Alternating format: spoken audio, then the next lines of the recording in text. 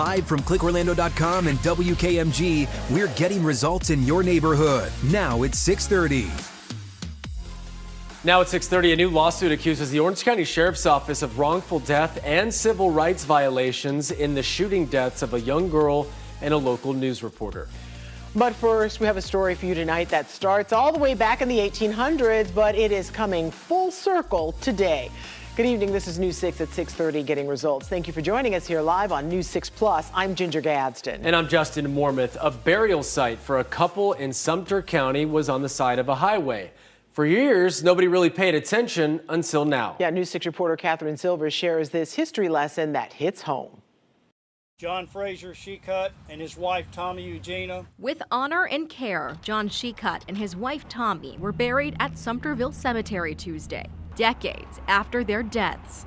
The Shecutts are part of Sumter County's story, just not in this century or the last. I just love the history of it. Marcia Perkins has been researching the Shecutts' lives. The couple was originally buried just down the road from here on County Road 470. My parents were born here. My grandparents were born here.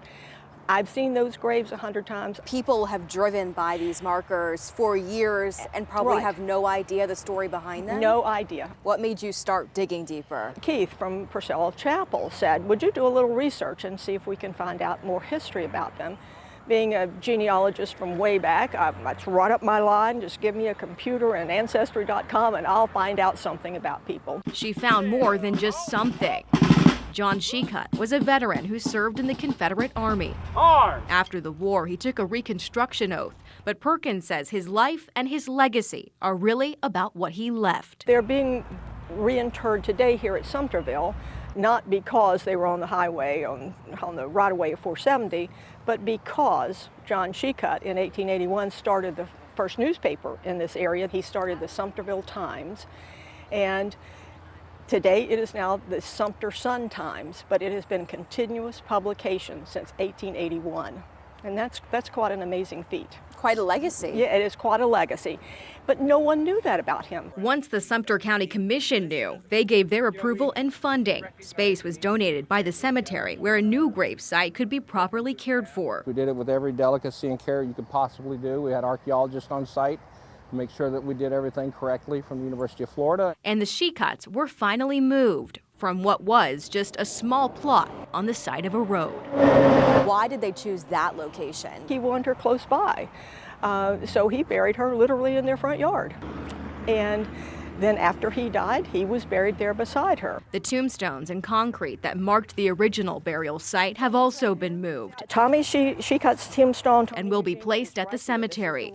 Tommy's is the original marker her husband picked out all those years ago. A reminder of the past in the present. Born in 1838 and died in 1893. For a newspaper man whose own story will live on in Sumter County. It was decided that they would be center front in this cemetery because of the historical importance of them, of what they've done for this county. Do you hope people feel that significance now when they hear this story or they come here? I absolutely do. These tombstones would have been gone and their graves would have been paved over. I have no doubt that 100 years from now, nobody would have ever heard of them.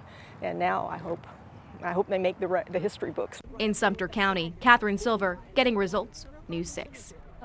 I mean, what a history lesson. And so many people probably, like she said, drove by and had no idea that that was there. So many people, Yeah. I imagine. Wow, what a story. Great little history lesson. And let's talk about the history when it comes to weather. Historically, I'm going to go back yesterday. Was just an unbelievable day. Today, a really nice day as well. And then tomorrow, I'm sure it's going to be nice for a majority of it. Not even a majority, probably a minority of it, and then it's going to be bad. If you've seen a forecast. I have seen a forecast. Pinpoint weather app. I have seen it, and I know that we got some changes to talk about. All over the place. Yeah, so we're going a little bit warmer tomorrow, at least for some of us. I'll show you the forecast, and it's going to be based on location. The further south you are, we're pushing the mid to upper 80s. The further north you are, it's more like the lower 70s. I'll show you in about 15 minutes. Right now, though, gorgeous evening. If you're heading out, you'll notice the clouds go on the increase, continue to go on the increase, with temperatures pretty mild. We're at 73 right now in Bushnell. We're at 70 in Orlando, 70 in Holopah, also 70 degrees in Palm Bay. What's going on in Mico? We're back to 71 at this hour as well. The storm that's bringing all of our changes is materializing as we speak. You see that counterclockwise motion there, the center low pressure over Houston.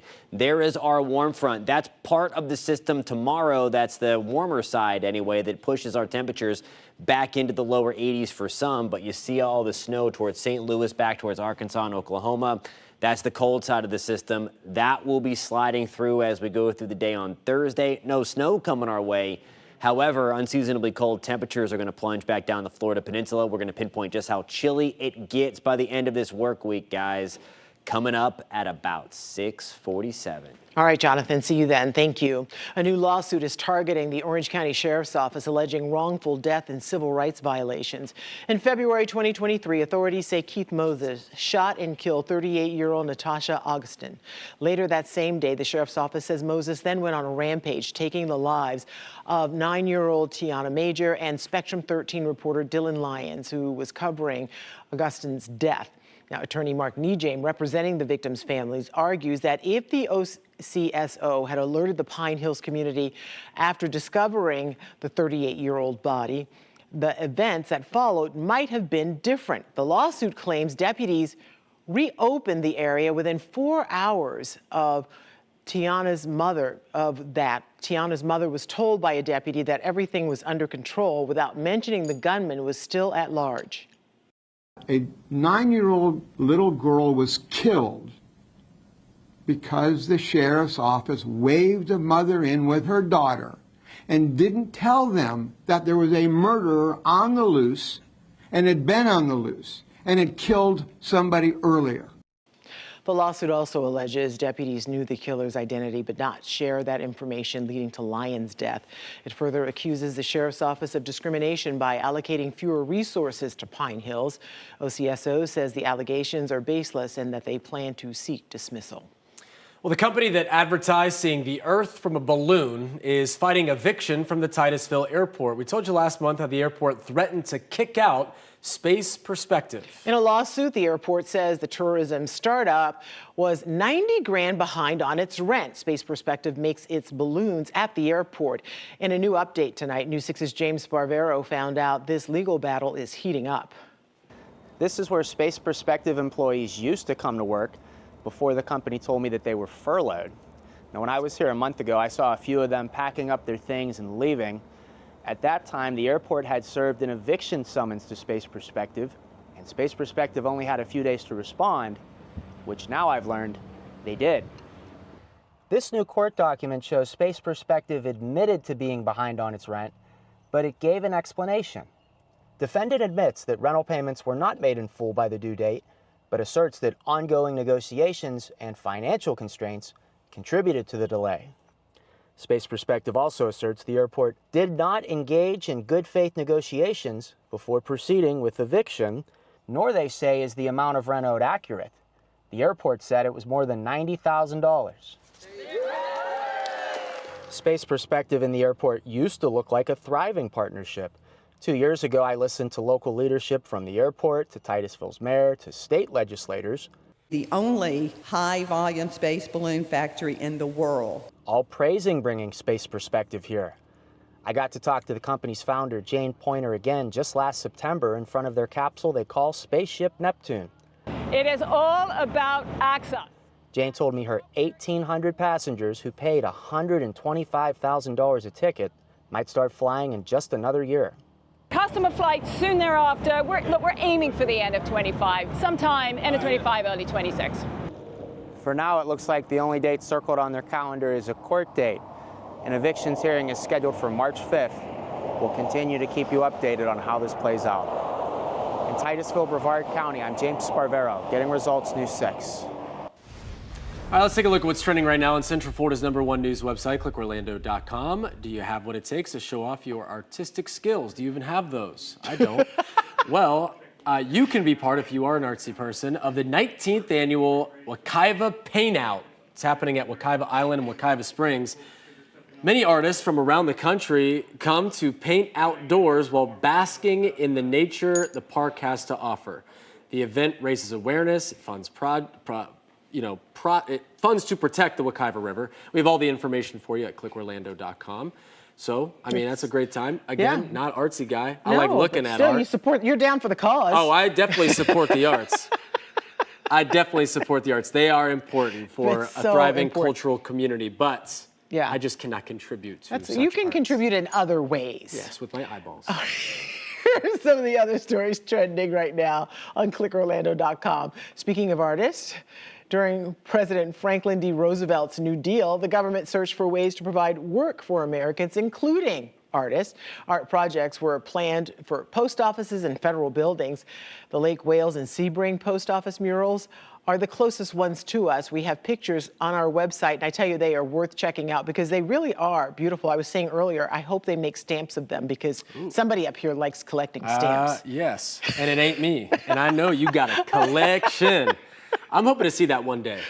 Lastly, Guardians of the Galaxy Cosmic Rewind and Tiana's Bayou Adventure at Disney World no longer offering virtual queues. So instead, the standby queue will be the only option for riders to hop on. You can stay up to date with theme park news. You can sign up for the Theme Park Scoops, In the Loop Theme Park Scoops newsletter. It's at clickorlando.com. So many changes. A lot of changes at Disney. I only bring up my stamp collection periodically, so I'll let you know next time. Again, I do want to see just the volume of stamps that you have in your collection. All right, most of us have likely dealt with plumbing issues in the kitchen or in the bathroom. Yes, more specifically, when your sink stopper stops working correctly. So coming up, News 6 Handy newsman Eric Von Anken shows you how to fix it yourself and keep more money in your pocket at the same time. Plus, a strange smell sticking around a quaint central Florida city. Local leaders hoping to find the source are looking beyond the sewage plant.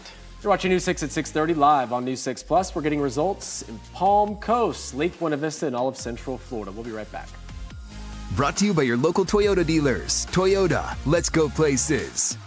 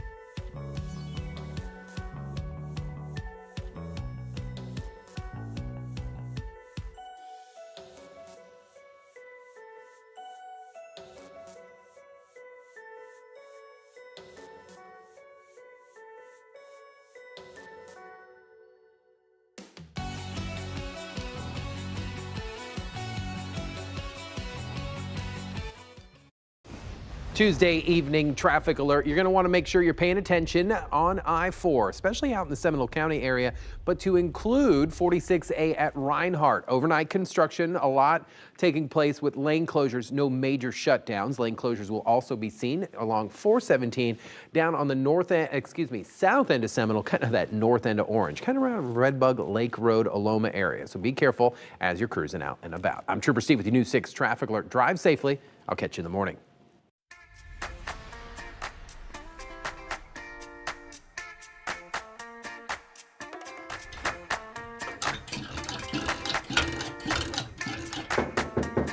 Hello? Sandy? Yes. Hey, it's Eric Von Anken, the Handy Hi, Newsman. nice to meet you. So nice to meet you. I brought Destiny as always. Hello. You have a sink stopper situation. Yes, I do. So we push this down and nothing happens. Okay, so that's the stopper handle, and you're saying it didn't pop up the stopper. Correct. And that's because the bottom part underneath the sink, Sandy, is broken. Oh, okay. So I got some parts. Great. We're gonna get results. Thank you. We brought with us something called a ball rod assembly because it's this piece that's broken under here. It's not the handle. All right, let me show you what's going on underneath here. So this is the bottom of the stopper handle, and it's connected to the old down rod, and the down rod goes straight into your drain pipe here, and it grabs on to the stopper. So that's how this moves up and down. So all we're gonna do is unscrew this flange, pull out the old down rod, and put a new one in. Not gonna touch any of the plumbing. Aha! That's the problem. Look at the old down rod. The end just rusted off. And now step 2 is just screw in the new down rod. Now we're just going to put the end of the down rod through the end of the stopper. And we're going to use the clip to hold it in place.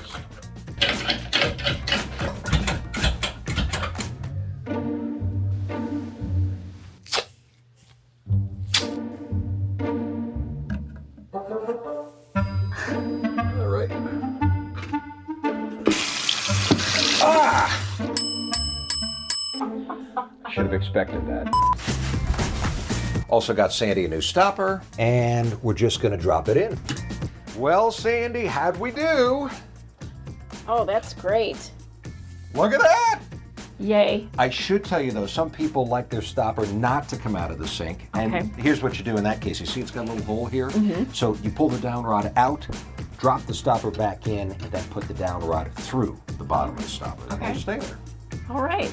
I like it how it is. Got results at home? Yes, thank you. All right, my pleasure.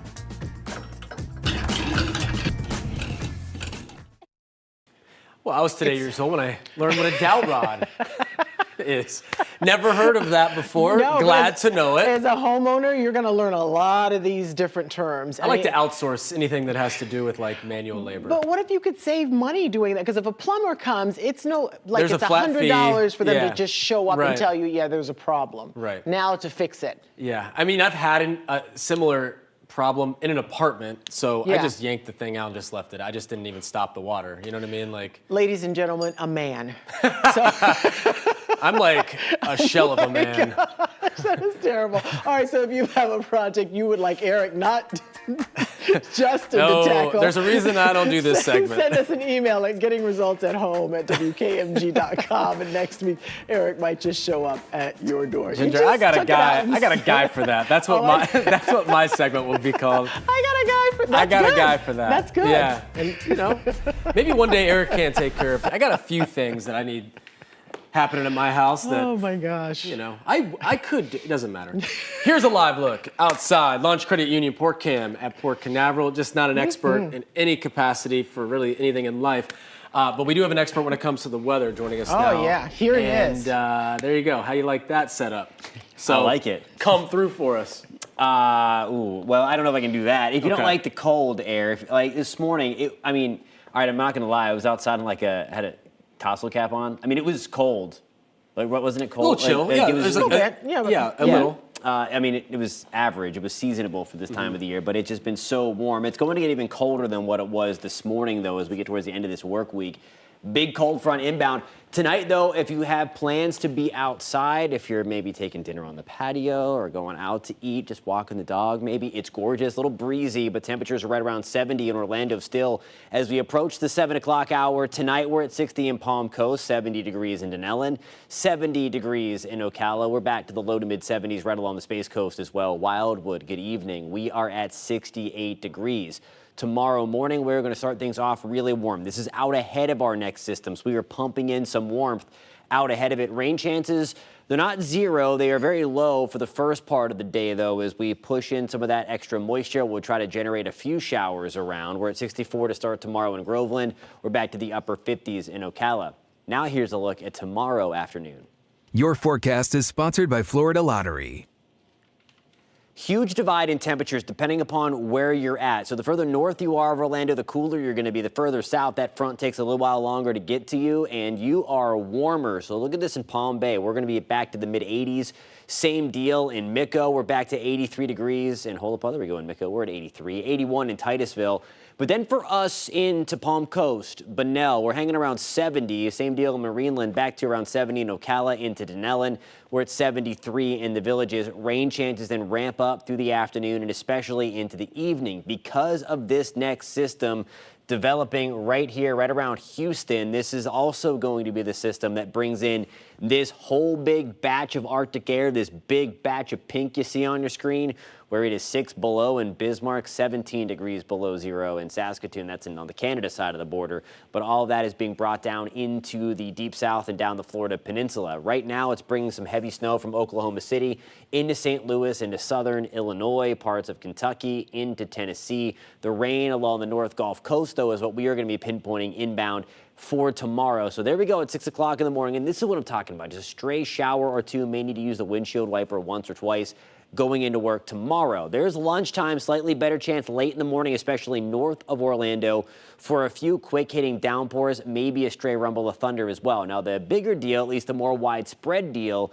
comes in after lunch, really towards 2 to 3 o'clock from about Marineland, Palm Coast into Daytona Beach, Ormond Beach, Ocala into Denellen, and then working its way toward the I-4 corridor by evening time tomorrow. So commute home tomorrow, likely going to be wetter than your morning commute, should be anyway. There's 9, 10 o'clock on your Wednesday evening, still hanging on to a few scattered showers along and especially southeast of I-4 for us towards Kenansville and Kissimmee St. Cloud, back towards Palm Bay into Mico as well. So be watching that, and then the colder air spilling in behind that front. Rain chances up to 60% tomorrow. Temperatures back to the mid 60s for highs on Thursday. Now the coldest night of the bunch, when that Arctic air I just showed you settles in, 30s and 40s to start on Friday, highs only in the upper 50s and lower 60s, guys, on Friday. All right, Jonathan, thank you. So if you've been watching us for the last several weeks, you know tomorrow News 6 hits the road to the coastal community of Ormond Beach with live shows at Grind Gastropub and Kona Tiki Bar from 4 to 7 o'clock. It's a community celebration, so we would love it if you would come out, say hello, and grab something to eat. We'd love to see you out there. All right, let's take you outside. This is a live look at Mount Dora. A foul odor in Mount Dora has become a pretty persistent problem in parts of the city. It even flows into other portions of Lake County and sometimes into Orange County. Right now, Mount Dora City Council is meeting where the mayor is expected to request approval for a second odor study. The Lake County Commission is also getting involved to help. News 6's Emily McLeod is in Mount Dora speaking with the mayor and commissioner about the latest developments.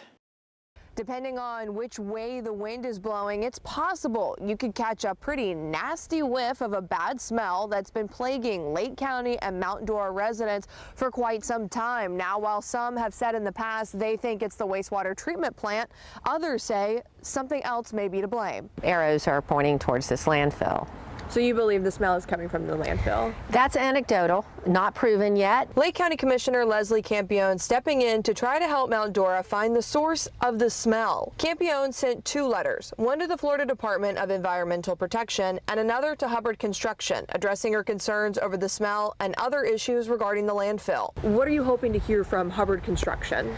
Well, I'm hoping that once they really look closely at this and they see the experience of the residents and the people of Mount Dora and the the surrounding area, that they will understand that this is something that has to be addressed right away. Campione believes certain materials left at the landfill may be contributing to the smell. For me, it's the same smell that's associated with the material of drywall, gypsum. There's different names for it, but that seems to be what that smell is. And those are materials that would be deposited at the 100%. We reached out to Hubbard Construction for its response to the letter sent by Campione. They sent us a statement which reads in part, "There is no evidence supporting the various odor or erosion control allegations the commissioner has directed at our facility." Mount Dora city officials say its first odor study was strictly related to the sewer plant, and now they're hoping a second study will help them find the source of the smell. It wasn't to identify any of the source. It just kind of proved that the sewer plant's not the source. So we've got to hunt down the source so that we can take action. In Mount Dora, Emily McLeod, Getting Results, News 6. All right, and we will be right back.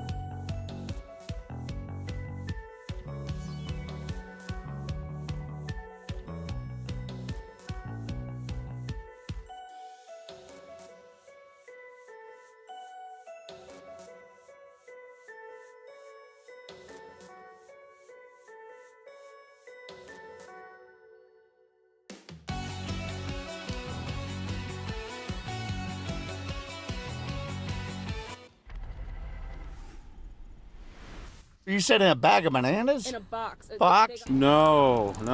Oh, wow. That's definitely beautiful. That's a big no-no. All right, so here's the story here. Shoppers in Manchester, New Hampshire, they were wondering how a mildly venomous snake, still venomous, from South America ended up in a box of bananas. A grocery store employee discovered. So it's an Orient cat-eyed snake. It was coiled up. You see it right there in the produce. Oh, now I see it. So that was in the produce. Oh, no. A local conservationist says the snake is native to Ecuador and its venom is not fatal to humans. What about the heart attack? The hitchhiker did not bite anyone, though, and is now staying in a temporary habitat with an animal nonprofit. Oh, mercy. That is, how can you be a little venomous? That's like being a little pregnant. Again, it doesn't even matter to me. They're like, oh, it's just a black racer. They're non-venomous. I go, I do not care. I don't like they it. still are snakes. They still do not have they like my arms hedges. or legs, all right? They slither around and they freak me out. Justin, I'm here to speak for the We snakes. are. Sometimes they're good for the I environment. know that, but just not. I'm just saying what other people are saying. I agree with you. Hey, thanks for watching News 6 at 6:30. Stream News 6 online anytime on our News 6 Plus Smart TV app. Hope you have a great night. Take care. Except for those pythons. Oh, yeah. Bad. They're Those good for can go. nothing. Good for nothing.